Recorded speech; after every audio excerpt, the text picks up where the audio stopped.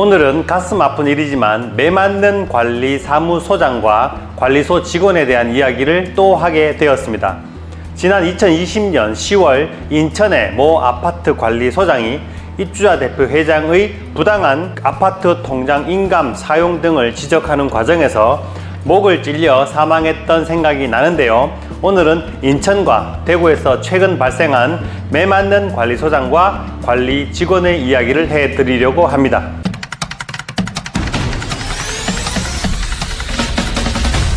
안녕하십니까. 우리 주거생활과 관련된 정보를 꾸준히 올려드리고 있는 친절한 생활연구소 김도형 소장, 김 소장입니다. 시작하기 전에 평생 공짜인 채널 구독과 좋아요 눌러주시면 유익한 정보 보실 수 있습니다. 오늘 전해드릴 정보는 매맞는 관리사무소 직원들 이야기입니다. 서두에서 잠깐 말씀드렸지만 지난 2020년 인천의 한 아파트에서 고 이경숙 주택관리사가 사망한 사건이 있었습니다. 이때 사건 개요를 간단히 말씀드리면 입주자 대표 회장이 동대표 활동비를 2배로 인상해 달라는 등의 무리한 요구를 계속해 왔고 아파트 관리비가 들어있는 통장을 분실했다며 5번이나 통장 인감을 본인 개인 도장으로 변경하자 관리사무소장이 아파트 관리비는 주민 공동재산인 만큼 통장 도장은 입주자 대표 회장과 관리소장 복수 인감으로 하도록 하는 규정이 있다면서 복수 인감으로 다시 변경했습니다.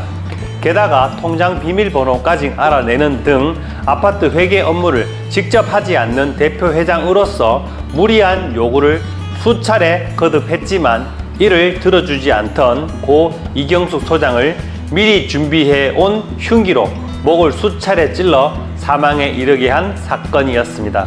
이 사건으로 기소된 대표 회장은 1심에서 17년형을 받았다가 우발 범행이라는 자신의 주장이 받아들여지지 않으면서 중형인 20년형을 선고받았습니다. 당시 주택관리사협회에서는 앞으로 유사한 사건이 다시는 발생하지 않도록 법과 제도를 개선하겠다고 했지만 아직도 이 같은 사건은 계속되고 있습니다. 지난 6월 8일 오전 9시 50분경 또다시 인천의 한 아파트에서 노후 변압기를 교체하기 위해 아파트 전기 공급이 일시 중단되자 이에 분노한 입주민이 관리사무소를 찾아와 관리소장을 때리고 난동을 피우는 사건이 발생했습니다. 난동은 20분이나 이어졌는데요. 결국 신고를 받고 출동한 경찰에 의해 폭행이 중단되었습니다. 당시 현장에 있던 격리 직원은 관리사무소가 출입구도 하나인데 문을 막고 행패를 부리는 바람에 도망칠 길도 없었다. 언제 이런 일이 다시 벌어질지 몰라 불안해서 앉아있지도 못할 지경이라면서 어려움을 호소했습니다. 또 다른 폭행은 7월 초 대구 달서구의 한 아파트에서 벌어졌습니다. 1700세대에 이르는 이 아파트는 작년 말 새로운 위탁관리 업체 선정 과정에서 대표회의의 의결 종족수 부족에 불구하고 무리하게 업체 선정을 했고 그 결과로 기존 업체와 새로 계약한 업체가 서로 자기들이 적법한 위탁관리 업체라면서 관리 직원을 배치하는 바람에 하루에 300만원, 한 달에 9천만원에 이르는 인건비를 양쪽으로 부담할 수도 있는 위기에 빠져 있습니다. 지난 12월 대표회의는 기존 9년간 관리했던 업체가 직원의 4대 보험료 요율을 높게 책정해 받아가거나 충당은 했지만 1년 미만 퇴사로 인해서 미지급한 직원의 퇴직금을 돌려주지 않는 방법으로 약 3억 5천만 원을 빼돌렸다면서 돌려줄 것을 요청했지만 기존 업체는 금액이 잘못되었다면서 1억 1천만 원만 돌려줄 수 있다고 했습니다. 이렇게 되자 대표회의는 기존 업체를 배제하고 새로운 위탁관리 업체 선정에 돌입했습니다. 하지만 입찰을 하는 기간 동안 동대표 몇 명이 사퇴를 하는 바람에 업체 선정 동의를 할 당시에는 의결 종족수가 부족했는데 입주자 대표 회장과 대표회의는 이를 무시하고 업체를 선정했고 계약까지 해버렸습니다. 이렇게 계약된 두 번째 업체는 계약서를 근거로 보안, 미화, 관리 직원 약 30명을 배치했는데 이렇게 불편한 두 업체의 약 60명의 직원 동거가 시작된 것입니다. 양쪽 회사는 모두 자신의 주장이 맞다면서 법원에 가처분 신청을 했고 드디어 지난 6월 법원의 가처분 결과가 나왔습니다. 법원 판단에 따르면 기존 업체의 주장인 업체 선정의 대표회의의 정족수가 부족했다. 즉 본안 사건 만료까지 이기는 하지만 새로운 업체의 계약은 무효라는 결과였습니다. 이로써 기존 업체의 승리로 끝나는 듯 했던 이 싸움은 대표회의가 선거관리위원회를 급하게 구성해 부족한 대표들을 새로 임명한 후에 다시 업체를 선정하는 지경에 이르게 되었는데 또다시 혼란에 빠지게 되었습니다.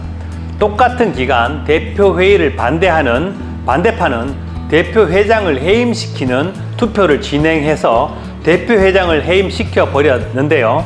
이것이 또 재미있는 부분인 것이 대표회장이 해임되는 날 대표회장은 마지막 대표회의를 개최하여 가집행 결정문으로 효력이 무효가 된 업체의 대안으로 입찰을 진행해 이날 낙찰업체를 선정 발표했습니다. 낙찰된 업체는 놀랍게도 처음 낙찰되었다가 무효가 된 바로 그 업체를 또다시 선임해 버림으로써 다시 2차전이 시작되었습니다. 정리하면 두 번째 싸움은 업체를 다시 선정한 대표회장이 대표회장 직책에 있을 때 했는지 아니면 없을 때 했는지라는 것이 관건이 될 거고요. 또 한 가지는 본인 주장처럼 해지 통지를 받지 않은 상태에서 업체를 선정했기 때문에 문제 없다라는 주장이 왔다 갔다 하는 것이고요. 그리고 또 한 가지는 새로운 대표를 충원한 선거관리위원회가 적법하게 구성되었는지를 갖고 다시 한번 가집행 법적 논쟁에 들어가게 되었습니다. 결과적으로 보면 1700세대 주민은 지금도 누구에게 지급해야 할지 모르는 관리비를 매달 9천만 원, 6개월 동안 약 5억 4천만 원 이상이 계속 이중 청구되고 있다는 것입니다. 대구 폭행 사건의 발단은 여기서 시작되었는데요. 가집행 처분이 나오자 기존 관리 업체는 두 번째 관리 업체가 관리사무소처럼 사용 중인 대표회의실을 잠궈 버리고 진입을 못하게 막았습니다.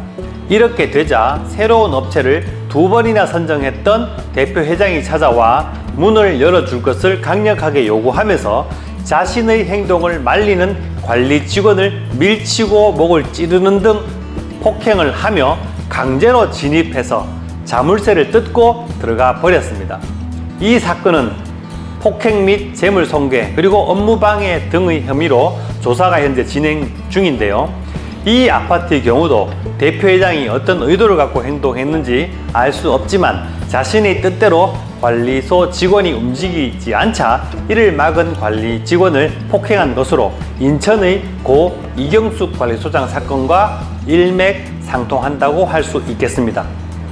대표회장이나 입주민이 주민 전체의 재산과 시설을 지키는 직원에게 폭행을 행하는 것은 입주민 전체의 생명과 재산을 위험으로 내모는 몰지각한 행동입니다. 이런 행동을 좌시할 경우 몇몇 흑심을 품은 동대표나 주민들에게 입주민의 공동재산을 고스란히 갖다 바치는 참혹한 지경에 이르게 될 수도 있기 때문에 반드시 막아야 하는 행동입니다. 앞에서 주택관리사협회 관계자가 말하기도 했지만 이런 일은 다시는 재발되지 않도록 강력한 처벌과 재발 방지책이 신속히 생기기를 기대하면서 오늘 친절한생활연구소 마치겠습니다. 위에서 말씀드린 기사 등은 저희 친절한생활연구소 블로그에 올려놓도록 하겠습니다. 네이버에서 친절한생활연구소 검색하셔도 되고 아니면 블로그 주소를 아래 설명란에 남겨두도록 하겠습니다. 블로그에는 이 외에도 여러 자료가 있으니까 잘 활용하시면 좋을 듯 합니다. 그리고 오늘 내용 중에 혹시나 이해 안 되는 부분이 있으신 분은 아래에 댓글로 질문을 해주시면 답글 달아드리도록 하겠습니다. 오늘은 여기까지 하겠습니다. 좋아요와 구독 꼭꼭 눌러주시고요. 종 모양 눌러서 알람 설정까지 해 놓으시면 새로운 영상 올리면 빨리 보실 수 있습니다. 매번 말씀드리지만 제 영상은 저작권이 없습니다. 여러분이 함께하는 밴드나 단톡방 또는 페이스북에 무단으로 올리셔도 아무 문제 없습니다. 지금까지 친절한 생활 연구소 김도형 소장, 김 소장이었습니다. 그럼 다음 영상에서 만나요. 감사합니다.